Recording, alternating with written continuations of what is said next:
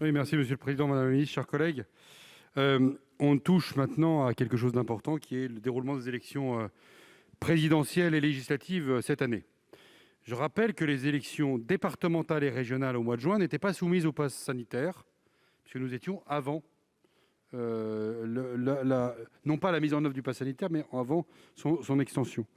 Et donc, il est important de préciser, de repréciser dans la loi ce que le Sénat a déjà voté le 26 octobre 2021, c'est-à-dire une garantie explicite que les lieux d'exercice de la démocratie soient exclus des lieux dont l'accès est interdit. Pourquoi le faire? Mais tout simplement parce que dans le dispositif du pass sanitaire devenu pass vaccinal avec cette loi, on a une réflexion rationnelle aussi, c'est-à-dire eu égard à des lieux, et rationnelle matérielle eu égard à des activités.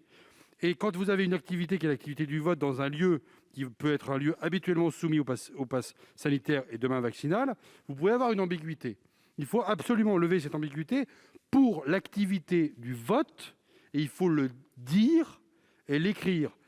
Vous savez, des engagements de ministres pris au banc en nous disant que jamais ça n'interviendrait, il y en a eu moult exemples dans cette affaire depuis mars 2020.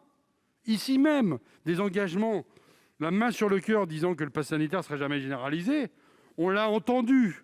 Et Madame la ministre, vous faisiez allusion au compte-rendu du Sénat, c'est même écrit dans le compte-rendu du Sénat. C'est même consultable en vidéo. Il y a même certains internautes qui s'amusent à mettre les vidéos les unes après les autres pour se rendre compte que, certes, la situation épidémique évolue. D'ailleurs, si elle évolue, on devrait être là à débattre des assouplissements et non pas du renforcement de la loi.